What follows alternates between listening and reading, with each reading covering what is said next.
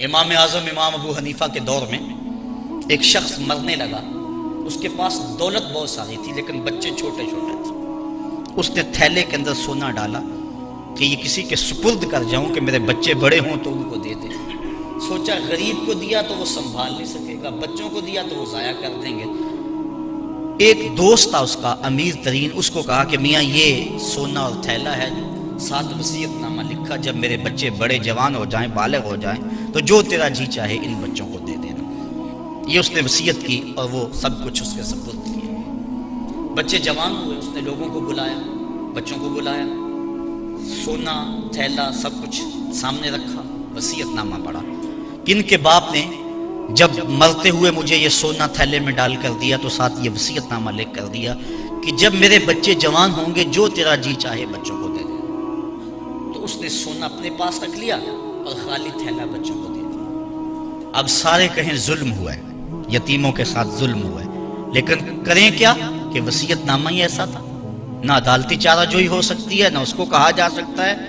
سارے کہیں ظلم ہوا، علماء سے پوچھا کہا ظلم ہوا، لیکن کیا کہا جا سکتا ہے؟ وصیت نامہ کے اندر بات ہی ایسی تھی کہ اس نے زیادتی کی ہے اور سب کچھ خود رکھ لیا۔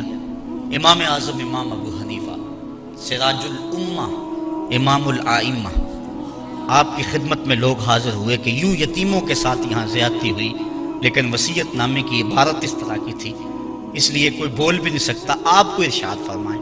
کہا دوبارہ سب لوگوں کو جمع کر لو، اسے بھی بلا لو، بچوں کو بھی بلا لو۔ بلا لیا گیا، کہا میاں وصیت نامہ پڑھو۔ وصیت نامہ پڑھا گیا کہ یہ سونا ہے، تھیلے میں ڈال کے تجھے دے رہا ہوں، جب میرے بچے جوان ہو جائیں گے جو تیرا جی چاہے وہ بچوں کو دے دینا۔ آپ نے فرمایا پھر پڑھو، اس نے پھر پڑھا، کہا اب تم بتاؤ کہ تمہارا جی سونے کو چاہ رہا ہے یا تھیلے کو چاہ رہا ہے؟ اس نے کہا میں تو سونا رکھنا چاہتا ہوں۔ کہا وصیت نامہ پڑھو، وصیت میں ہے جب بچے جوان ہوں گے جو تیرا جی چاہے وہ بچوں کو دے دے۔ اب تیرا جی تو سونے کو چاہ رہا ہے اور وصیت میں لکھا بھی یہ ہے کہ جو تیرا جی چاہے وہ بچوں کو دے دے، لہٰذا سونا دینا، بچوں کو تھیلا رکھ خود۔ تو امام اعظم نے اس طرح ان یتیموں کی مدد فرمائی تو کہا لن تنالوا البر حتی تنفقوا مما تحبون، تم اتنی دیر تک نیکی کی حقیقت کو نہیں پہنچ سکتے جب تک اس کو تم اللہ کی راہ میں خیرات نہ کرو جس کو تم خود پسند کرو۔ اللہ مما تحبون، تو انسان اس کو راہ خدا میں خیرات کرے جس کو خود پسند کرتا ہے۔ اور آگے فرمایا وَاعْلَمُوا، اور جان لو ان اللہ غنی حمید، اللہ غنی بھی ہے اور سراہا ہوا بھی ہے، اسے تمہارے مالوں کی ضرورت نہیں ہے، وہ ان غریبوں کو خود بھی تو دے سکتا تھا نا، تمہاری ڈیوٹی لگائی کہ تم دینا، خود بھی تو دے سکتا تھا، لیکن یہ تمہاری آزمائش، ان کی آزمائش اور تمہاری آزمائش۔ اب دیکھتے ہیں کون اپنی آزمائش میں پورا نکلتا ہے۔ الشیطان یعدکم الفقر ویامرکم بالفحشاء، شیطان تمہیں اندیشہ دلاتا ہے محتاجی کا، اگر تم نے اللہ کی راہ میں دیا تو تم محتاج ہو جاؤ گے، تمہارے پاس اتنی دولت نکل جائے گی۔ وَيَأْمُرُكُمْ بِالْفَحْشَاءِ، اور تمہیں بے حیائی کا حکم دیتا ہے۔ بے حیائی سے یہاں مراد علماء تفسیر فرماتے ہیں بخل ہے، کنجوسی ہے، اور کنجوسی کو بے حیائی اس لیے کہا گیا کہ اس سے بڑی کیا بے حیائی ہوگی کہ غریب نانے شبینہ کو ترستا ہو اور امیر دولت کو سنبھال کے بیٹھ جائے، یہ بے حیائی نہیں ہے تو اور کیا ہے؟ وہ کیا کسی نے کہا تھا گندم امیر شہر کی ہوتی رہی خراب، بچی مگر غریب کی فاقوں سے مر گئی۔ تو اس سے بڑی بے حیائی کیا ہوگی کہ ایک گھر میں گھی کے چراغ جلتے ہوں، ایک گھر کے اندر فضول خرچیوں پر مال لنڈھائے جا رہے ہوں، اور دوسری طرف بیوہ کی یتیم بچیاں گھر میں بوڑھی ہو رہی ہوں، اور کوئی ان کا رشتہ قبول نہ کرتا ہو کہ ان کے پاس دینے کے لیے کچھ نہیں ہے، اور ہم پیسے اڑا دیں اپنے نفس کی خواہش کے لیے جو ہے وہ لاکھوں روپے خرچ کریں اور اپنی گلی میں ان غریبوں اور یتیموں کا لحاظ نہ رکھیں، تو اس سے بڑی بے حیائی اور کیا ہو سکتی ہے؟ اس لیے اللہ تعالیٰ نے بخل کو جو ہے وہ فحشاء کے ساتھ تعبیر کیا کہ شیطان تمہیں بے حیائی کا حکم دیتا ہے۔ واللہ یعدکم مغفرۃ منہ وفضلا، اور اللہ تمہیں مغفرت کا اور اپنی جناب سے فضل کا وعدہ دیتا ہے، تم اس کی راہ میں خرچ کر کے تو دیکھو وہ تمہارے گناہوں کو معاف کر دے گا۔ اور جب تم اس کی راہ میں خرچ کرو گے تو اس کا فضل ہوگا، یعنی تمہارا مال کم نہیں ہوگا۔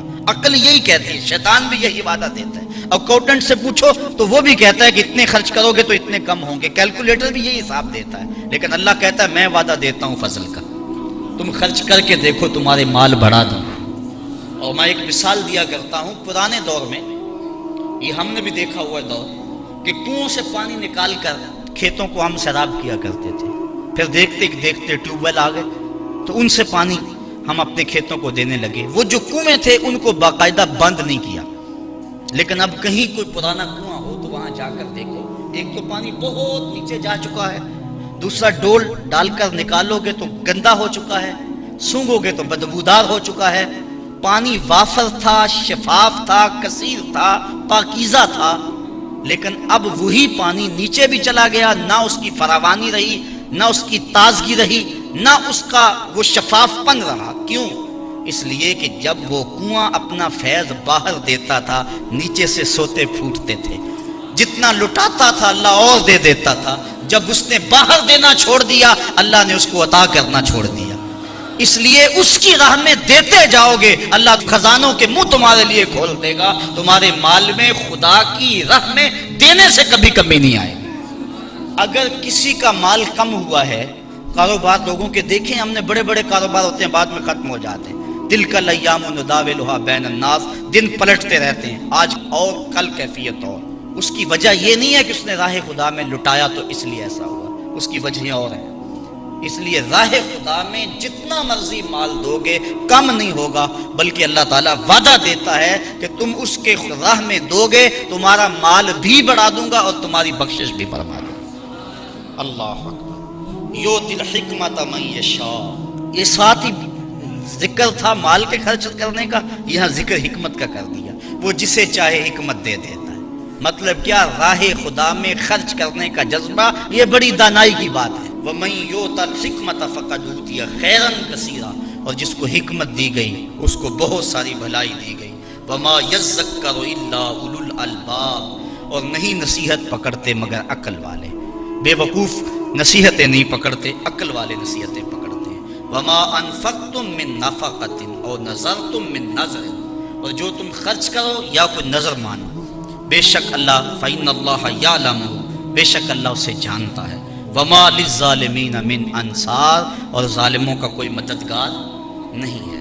إِن تُبْدُوا الصَّدَقَاتِ فَنِعِمَّا هِيَ، اگر تم صدقے ظاہر کرو تو اللہ اسے جانتا ہے، فَنِعِمَّا هِيَ، تو وہ تمہارے لیے بہتر ہے۔ وَإِن تُخْفُوهَا، اگر تم انہیں چھپا لو، وَتُؤْتُوهَا الْفُقَرَاءَ، اور غریبوں کو فقراء کو دو، فَهُوَ خَيْرٌ لَكُمْ، تو وہ بھی تمہارے لیے بہتر ہے۔ یعنی اگر تم صدقوں کو ظاہر کر کے دو تو یہ بھی بہتر، اگر چھپا کے دو تو یہ بھی بہتر۔ امام غازی تفسیر کبیر کے اندر اسی آیت کریمہ کے تحت 5-6 چیزیں بیان فرمائی کہ صدقہ کب چھپا کے دینا چاہیے اور کب ظاہر دینا چاہیے۔ گفتگو وہ لمبی ہے، میں ایک بات عرض کر کے اجازت چاہوں گا اور بات آگے بڑھاؤں گا۔ 2 طرح سے جو ہے وہ صدقہ دیا جاتا ہے، ظاہر اور پوشیدہ، اور اس میں اگر کسی شخص کو آپ دے رہے ہیں، کسی ذات کو دے رہے ہیں، تو پھر اس وقت مستحب اور بہتر یہ ہے کہ آپ چھپا کے دیں۔ کسی کی مدد ذاتی طور پہ کر رہے ہیں، غریب ہے، بیوہ ہے، یتیم ہے، تو پھر اس کی غربت کا اشتہار نہ لگائیں، پھر بہتر ہے کہ چھپ کے دیں۔ اور آقا کریم نے فرمایا 7 اشخاص قیامت کے دن اللہ کے عرش کا ٹھنڈا سایہ پائیں گے جب کوئی سایہ نہیں ہوگا۔ ان میں ایک شخص یہ فرمایا وَرَجُلٌ تَصَدَّقَ بِصَدَقَةٍ فَأَخْفَاهَا حَتَّى لَا تَعْلَمَ شِمَالُهُ ما تنفق یمینہ، وہ آدمی جس نے تنہائی میں صدقہ دیا اور اتنا خفیہ دیا کہ جو دائیں ہاتھ نے کیا وہ بائیں کو خبر نہ ہو۔ فرمایا کل قیامت کے دن جب کوئی سایہ نہیں ہوگا اللہ اسے اپنے عرش کا ٹھنڈا سایہ نصیب فرمائے، اور جو عرش کے سائے تلے ہوگا قیامت کی تکلیف سے محفوظ ہوگا، جو عرش کے سائے تلے ہوگا وہ قیامت کی پریشانیوں سے محفوظ ہوگا، جو عرش کے سائے تلے ہوگا اس کو جام کوثر ضرور دیا جائے گا، اور جو ایک گھونٹ بھی پی لے گا 50,000 سال کے دن میں اسے کبھی بھی پیاس نہیں لگے گی۔ تو جس نے اپنے صدقے کو خفیہ دیا، دائیں نے دیا بائیں کو خبر نہ ہو، اللہ، بلکہ علماء اس کی تشریح میں لکھتے ہیں کہ جس کو صدقہ دیا جا رہا ہے بہتر ہے کہ اس کو بھی خبر نہ ہو۔ اس انداز سے اس کے گھر میں پھینکاؤ کہ اسے بھی پتہ نہ ہو کہ میرے اوپر کون مہربانی کر گیا۔ اللہ اکبر، اگر ایسا ہو تو یہ انتہائی خفیہ حالت ہے۔ اللہ اکبر اللہ اکبر۔ تو کہا کہ اگر تم صدقہ خفیہ دو تو وہ بھی تمہارے لیے بہتر ہے، اور اگر تم ظاہر دو تو ظاہر دینا کس وقت مستحب ہے؟ جس میں کسی شخص کی ذات کا معاملہ نہ ہو۔ مثال کے طور پہ مسجد کے لیے فنڈ مانگا جا رہا ہے، دارالعلوم کے لیے مانگا جا رہا ہے، کسی ہاسپٹل کے لیے مانگا جا رہا ہے، کسی اور رفاہی کام کے لیے مانگا جا رہا ہے، لہٰذا وہاں آپ اس نیت سے کہ اگر میں اٹھ کے اعلان کروں گا تو میرے دیکھا دیکھی کئی اعلان کریں گے، لہٰذا مدد ہو جائے گی۔ تو آقا کریم نے ایک مرتبہ جہاد کے لیے فنڈ مانگا تو ایک صحابی نے جلدی سے آغاز کر دیا، اس کو دیکھنے سے باقی بھی اٹھ کھڑے ہوئے۔ تو آقا کریم نے اس وقت فرمایا تھا من سنہ فی الاسلام میں سنتن حسنتن فلہ اجرہا، جس نے اسلام میں ایسے اچھے طریقے کو رائج کیا اللہ تعالیٰ اس کو اس کا اجر عطا فرمائے گا، اور اس کے دیکھا دیکھی جس نے اس کام کو کیا اللہ اس کا اجر بھی سے عطا فرمائے گا۔ تو اس نیت سے اگر ظاہر کر لیا جائے تو وہ زیادہ فضیلت والا ہے۔ دوسرا، اگر آپ خفیہ کی بجائے اعلانیہ کرتے ہیں تو اس سے آپ کے نفس پر ریاکاری کا امکان پیدا ہو جاتا ہے، تو پھر بہتر یہ ہے کہ ریاکاری سے بچنے کے لیے خفیہ صدقہ کیا جائے تاکہ اللہ تعالیٰ آپ کے اس عمل کی برکت آپ کو نصیب فرمائے، ورنہ ایسا ہوگا کہ ریاکاری سے سب کچھ برباد ہو جائے گا۔ آگے ارشاد فرمایا وَيُكَفِّرُ عَنْكُم مِّن سَيِّئَاتِكُم، اگر تم اللہ کی راہ میں چھپ کے یا ظاہر صدقہ کرو گے تو اللہ کے نزدیک وہ بہتر ہے، اور وہ اس سے تمہارے گناہوں کو اتار دے گا، یعنی صدقہ دینے سے جو ہے وہ گناہ مٹتے ہیں۔ واللہ بما تعملون خبیر، اور جو تم کر رہے ہو اللہ اس کو دیکھ رہا ہے۔ نہیں کسی نے دیکھا، جس کو تم نے دیا اس نے بھی نہیں دیکھا، کسی کو نہیں کانوں کان خبر ہوئی، لیکن جس کے لیے دے رہے ہو وہ تو دیکھ رہا ہے۔ اللہ اکبر۔ یہ اپنی اپنی نیت پر منحصر ہے کہ کس کی نیت کیا ہے۔ لیس علیک ھداہم ولکن اللہ یہدی من یشاء، اے حبیب آپ کے اوپر لازم نہیں ہے کہ ان کافروں کو جو ہے وہ آپ ہدایت دیں، بلکہ اللہ جس کو چاہتا ہے ہدایت دے دے۔